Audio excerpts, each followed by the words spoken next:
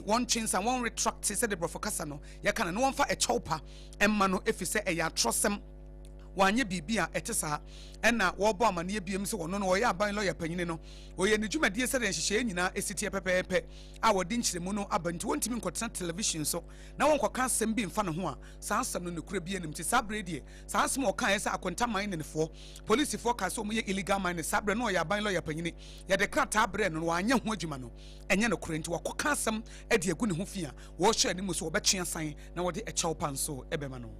ene na ehon nsɛm no na abusua ye wura afisɛm mu so afọ na hwe ye afisɛm so wono anso na akɔ aso wase oyɛ mrahye badwani ye wura Muntaka Mubarak Mohammed Triple M man wono na akasa na Public Accounts Committee ehon na nkomo ikokopi ni nyina na sɛ na wono mu busa eba oman yi ye bambo mu a sɛde wone abambofo no ntamutie wo mu dwumadi ahodo wo mu die akande ahodo ɛsɛ ekɔma wonom empo post station a won betena ye adwuma eno nso kura no won wo bo so ewie no wose san komo we die e wasati mamufo na ekɔ na ekɔ wo masom pa na woni yewra IGP kura abɔ ho nkomo a abribia wonya tufu se baabifo wo mu hia post station o na IG die na ye kɔ ya ma wo mo o se miwra minister asam ne die tie sa band ni sika kosi e de ma won na bibi etroche upɛ wo ma wo ho so na wo mo kɔ akɔsɛsɛ no na sɛ ye kuro na de ne sika besi aba ho kade a ya o mo ne sɛ o mo japade nti o mo bɔ ho ban na sɛ de wura Muntaka wo kyerɛkyerɛ mu kyerɛ park committee no ni Honorable Amen, I've started that discussion with him. Sometimes we try to make the police and the security service look as if they don't belong to the community. So in fact, one of the things the current Inspector General of Police is trying to encourage is that you come and say, oh, can you come and build police station for us? They say, no, build it yourself. Because one of the things that we notice, during riots, the communities, if they build it themselves, they don't burn them. They usually go and burn the one that government came to build. I don't know, for whatever reason, they think that if it is built by central government, it doesn't belong to them. But if they did communal labor, or they use their common fund to do it, that one day it belongs to them. So currently, one of the strategies of the Inspector General of Police is that you want police stations, sometimes I mean it to him, can we assist them? They say, can we get them to build it themselves? Then we'll send the personnel so that they will own it. Wamaya fisam so afọ no Interior Minister Yewura Muntaka Mubarak wano ene de sa asemi bra Public Accounts Committee ni wo mu busa ne nsem bi fa oman ye bambosem ho ena obi sa asemi so ye to akase bono so me ka wo se ekoba simprimo be maba anopa no nsia kase bona wutia endpoint homeopathy clinic enso eka wo tontina 74 mesha Leicester Ghana Limited ya toothpaste and the brush wo mo na eboa amano edimo ye to so no Reverend Matthew Kwesi Jamfi ye president Ede Magana Catholic Bishops Conference was one mampanyini His Excellency John Dramani Mahama enya adwene efa LGBTQ+ asema wodi abasenye no ene Ghana dia ehia ye wose ye die ehia ye pa eti yenhwe ne yenye ho adwuma Reverend Jamfi echim se Ghana fo nyina ehwe animu se mampanyini ebe fa asem ne se eye serious pa na animu animu ya de se ye fa ho wo ye de ne kokromoti team so ne aka so my Ghana de ye mpene so na so obeka san me de me dwendwira na se de me ye de enye we ne hia me ne nsem fata Reverend Matthew Kwesi Jamfi ene yensentroni amakona du wo sompa sunyane ene twetwe nkomo ene o kyerkyere mu se mampanyin ti na ne nhwe so manfo nyina pese mu hu ne ebefiri mu aba se de be ya yakoma ebeto yeyem ya dia ya Ghana fo no ani nche ya ka ho asemfi na bibiri enti onye ono ye mampanyin kro onye ono ne be ka se enya de di ohia Ghana ana se enya de ya tipia o ke ye ho ade onye ono kasa magana de na so kasa enye no kore ya dia ohia ye ya ye ni se wo mrashe bedwa pidi ye ka ni se mrashe bedwa no se be ye bedwuma na be de mra no koto mampanyini no de nshasta ye onye nuru ha onye nuru ma eni ye ti ye eye Reverend Matthew Kwesi Jamfi awo ye president Magana Catholic Bishop Conference ono na eka sansemi na wo kyerɛ mu sɛ ɛho behia sɛ empanifo bɛhwɛ na omu betu ho na mo na aboa ama bibia kɔ yenti mampanyi bɛka sɛ o saa de we de anya de ehia me enya de a me hwɛ animu efisɛ me dwene de Ghana fo bedie ho a yenso so ye dwene kɔ bɛfa so asa bill no ye betimi agye atum na wo man no e betimi akɔ nanim wano wano wɔde ade sɛde to mmahye bedwafo anim so omu ani mmere ho pa na wo munyi ntum sesia na o man ne mfa ne ntuma pa emfra na yinyai te yebe aka parliament e ya ka kire be se o yebe dwumadie ta de ne Ghana fo ye pe ye fa mu anyeyi na hoso aba watna ba be tum enti ye ka be okoso ka te Ghana fo ni ye ka se e saji we ye mpenti hunyambra na homfa inji si chene enti se parliament we no so no ono so anya e ye be ka kire be ki ye kaka bete ben yenentem speaker of parliament aka said yo ininche bebefa mrapana awo se befa so ye yenki pia be bere be wo be kwana be de fa so na mu the parliament we ba wi ye na se be ntimi ye bibia already onye Ghana for enito onye bede na Ghana for be kasa kirebe yenin kwana be pasto me akasa kirebe. Any ye Reverend Matthew Kwesi Jemfia, your president, Ghana Catholic Bishops Conference, or no, and any in Central ni Amakona do or SOMPA Sunyane, Achin Komochi, Manana Ajima or Pambo, and sweating Tim Edeba. Emeka was say, SOMPA Kasibona, which is SOMPA 106.5 FM Accra. Nana KJC Company Limited and Opan Siakasia Bobre, and Utino, Equoba Simprimo Bemaba, was a open to apply with Sahudo building wire cement, iron rods, and roofing sheets abra. Now, when Sabetimi Akamodiana Abwaye, a dance near my papa be our branches or Ghana hangina atese wo baby amantam dunsia nyina ebi wo ho eti se wo kopantan joabin sapa setano so nti bo wetimetim fomeso asamanka si wenchi to asika soa ene abigya nkwantam yamya ne donso obenya bi ewo ho nti wo nkran ni kumase a no afre no 020 435540 020 435540 na edem Leicester Ghana Limited the Yas toothpaste and the brush abedwaso was say was cinnamon na bro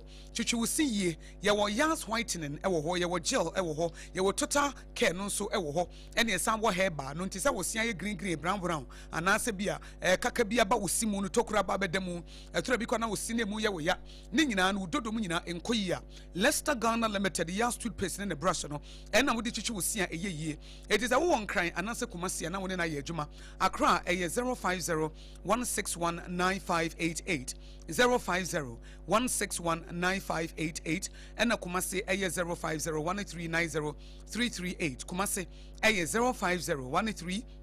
050-139-0338 now Leicester Ghana Limited the Yas toothpaste in the brush no now the ayejuma endpoint homeopathy clinic Dr. Dubois Zebra now one for homeopathy so research based homeopathy one fansa yare sabre wo cha free scan edema emane mema eto ye oba kwhye wa wudiem ye becha scan amount wuntua kapre wuntua dama bema kwhye wo prostate no menye ne ansa enka se wunya over 40 years and ye hye prostate oba na krafa ne kwa oba bema ne enkwhye se prostate ne edayi ana eno so wuntua kapra na sa dama se wo ye lab test no 50% nso na wobetua we a part of the corporate social responsibility our deboa enti endpoint homeopathy clinic ese wutie so mpaka sebo na wo pebe bia bekokotwa free scanner eno nso eye 4D ultra scan na edi twa papa bi a radiologist any technologist wo mo ho edi dwumadia na eye endpoint homeopathy clinic eti premature ejaculation low sperm count no bra ebe high sperm count wo obi a wo mu hawo ena hawo premature ejaculation nerve diseases kidney issues any liver issues no eye endpoint homeopathy clinic obetimi afre no e wo 0244867068 0244867068 and 0274234321 027-423-4321 now with them 74 mixture T74 and one yekuramu enti unipadua na sa wuta yare na chese immune system na ayem ntima mimusaw edu na jo wutime jonso 10 times ansa na ade achi na ekroton ho a eche ansa na ewu anase uye obi nso a ulcer edu ye fremu akoniaba eche se infection so ta hawo na chese wo immune system no ma boho etima enkenya bimra resuscitation bi nya adwuma revival bi enya adwuma na etimi quickening bi enya adwuma eno be ye adwuma na chese tonti na 74 mixture T74 tonti na 74 mixture titidudo no ene ye ne tise nsuo na nanom de ne de na enyo no T74 de enya nyo wo no ma sensuo na wo no ne pepepe na nso enuane nuo na wo titidudo mu no sa enuane nuo no nyina ebi wo mu a omanfo ede ye adwuma DHC ye de afra ena FDA nso agye atomu o kan shi drug lane ena Kumasi Ashton Colina Heba e ho nyina wo benya biato na Ama wo betimi afre 2074 mesha T74 and 0246073498 0246073498 and 0501628931 0501628931 na dudu obi a wo pe no benyameka wo se sompa kasebo and a wutie fi sompa 106.5 FM Accra.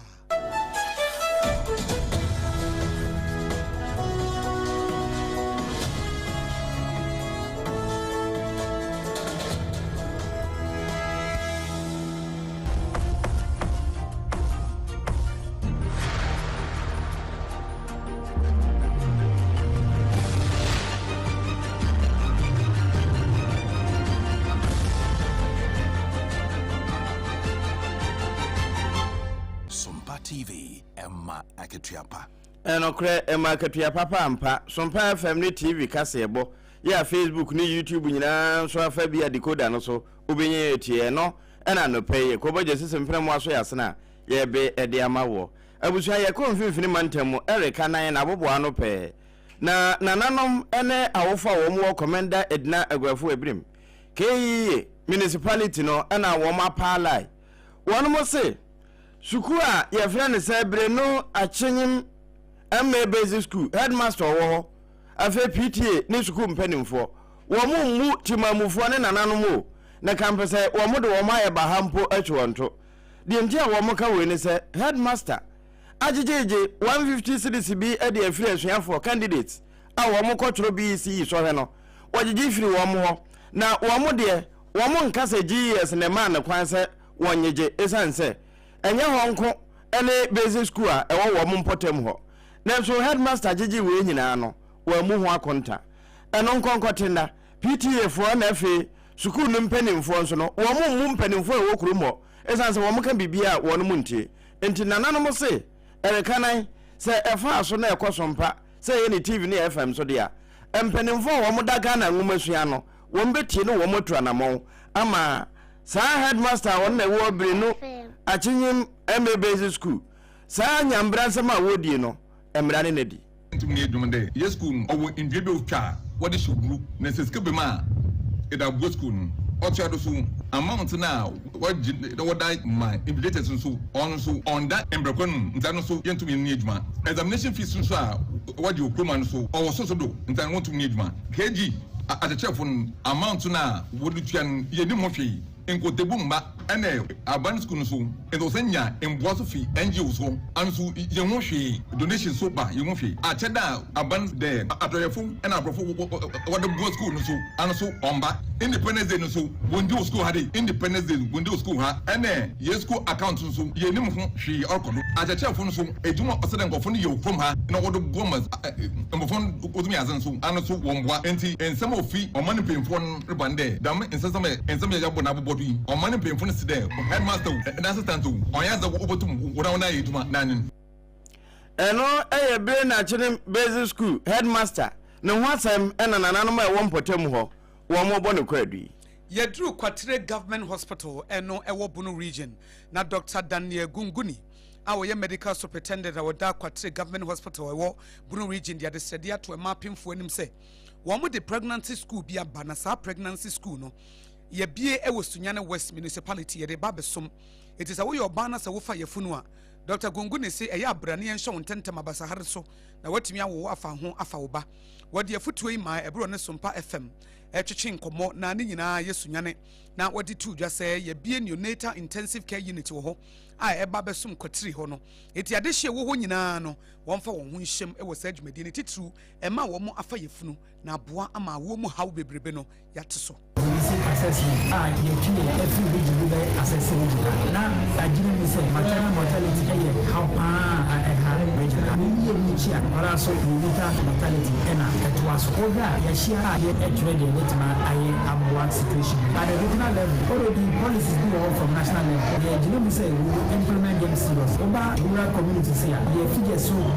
region so yes Nigerian say they intensify your education intensify home based we all register but at least help work and fee Dr. Daniel Gunguni or a medical superintendent Dr. Penyini ewa kwatire government hospital ewa Bono region wono ene di tu just says Abri Sunyana West pregnancy school na ye dia bano apemfo nyina mfo won ho nhyem to mbesre wo mo ho nyina emmo amadwumadi ni mu na Owurare Elizabeth Sofa wono so na woda unit kase ye neonatal intensive care unit na no ewa kwatire government hospital no so kire mu die ntia eho ahia kase say yesi ayaresabia ho dwumadi bi sei ede ba besom. As specialized children, as special preteens, then asphyxiated children and abnormality children, when they get those conditions, they need special attention. That is why they normally need to come to NICU to improve, especially when there is asphyxia. We need to give them oxygen to improve the opening of their lungs, and especially neonatal infections. It can be from the cord. It can also be from maternal pathological conditions that made the infection to set in. So when it happens like that, the child needs to be under the phototherapy and a warmer to enable her or him to improve upon his or her life. They are the conditions that we normally care for. Thank you. Owurare Elizabeth Sofa our no and neonatal intensive care unit ya yati wa kwatire government hospital wo Bono region yi wada no no wasre ye de ntie sese ye de ye huhyem na mapemfo yare bebrebe nkwada bi wo ha ye wo mu wi a na se de mu sitie no se ye de mu hyem fidie mu kakra nkubetam sa ne ma nyina na o ma ye ho adwuma deformities bi wo ha na ye siesie no e no de se futuo ne akwankyere atudwa e ma ye nsentro ni nana agema opambo sompa sunyane wotintim e de som ye no sompa no de kase no baako emfoni kasafoni na enamoso eni nyina wo ho adanse abusua ye kwakowie kase no wamanone na amanone ne sese wo ma wo nam ho apaso pa Iran Israel NFA America na nkre free weba echese emfa ho ne entokwa America na Israel ka wo mutampama no ede chechire Iran fo kon no asa ya afno wo mo ba bia wo mapemaduru no sese amane bo eba ne se anhweye mampani Trump obenya atwe asansa no wajai ama Iran fo abo wo mo bra na no na wo mo chese sade ye course no amwa asanso ko ma Iran fo anya hoden esanse wo ma na fo ba bi obi afa ne nema wo de kofa state of musu wo no still wo ma je ho aboso ama aman bi to South Korea Japan mo ene wo no meka ho wo mo so wo bibidi a wo mo ne wo mo didwa no wo ma yi kwan foforo ya de America eken nye no ene wo mo di akire eno na wo mo bo ho amane ese e wo mo santokwa ne de na nkaja wo hyehye nema ebetimi akọ ede aboa wo mo de dem so baabi akeka akọ no atonsum asi nchen eno eya amane a every America mamu ba anopai na akojejesi company limited no siabre mu kase ebo sempremo no ya boso na ya de amawo nensama ye de somo no pede de makotire bi ene se ono bo go fede ye bo atam ye mre bi ye twem no ye aban lawyer panyini ene osoafo sha tenten ne so se ono bo Felix Kwatwofo so ye osoafo a wokasa ma aban wokansem bi fa ne ho October 10 2025 say akonta mine no police for the report by no wanye ho adwuma wose wogu ne ho fi nti wompa ne kyew na asem no so wontwensan asem we anye proofu akrata ma moto we na mpanimfo ye ho adwuma no wonom se nyame de kyenya ofoso ne yewura mu ene ye fesipra osana August ena won bebie ama asa ye adwuma bio Reverend Matthew Kwasi Jemfi Reverend Matthew Kwasi Jemfi na ye president de Ghana Catholic Bishops Conference waso mampanyi His Excellency Nana Dodam omampanyi His Excellency John Dramani Mahama Monfanchame LGBTQ+ asem no a aba no ye di ho nkoma wo se nya no nehia no wone no nyaadwene ne ene ne nyaadwene china eno sama mpanin dada se wamfa ne nsa anhya se kura wura no no nso ehia no na kei ena nananom se bia na chinem MA school headmaster wagigi sika bia afiri nkoda no ho na mpanimfo mrem ena afi ye baba mbo mu a ye Nigeria minister se post station a amanfo hia bi no se nya wo mo asika na wo de besi na ya abande a ejiridi no wo mo kwa akose no Dr. Daniel Gunguni yeso Dr. Penyina wada kwati government hospital no Bono region wano so de ato e mapping for anim say pregnancy school na ye de aba no obi amfa ne ho hyem na ma wo kwa wo so awafa ho afa wo ba no na ye de na sanso aye mre eno na amanone wono mo se mampani Trump ne ntoko ode kwa chichiri Iran no ba bia ne ma keka kwa fe kura na wo ma Iran fo anya ameme ya wo mbetimi de apem ama bi atwe ho e de afirimi na kasebo no si ye ne de somo no pay me die nyame ye hira no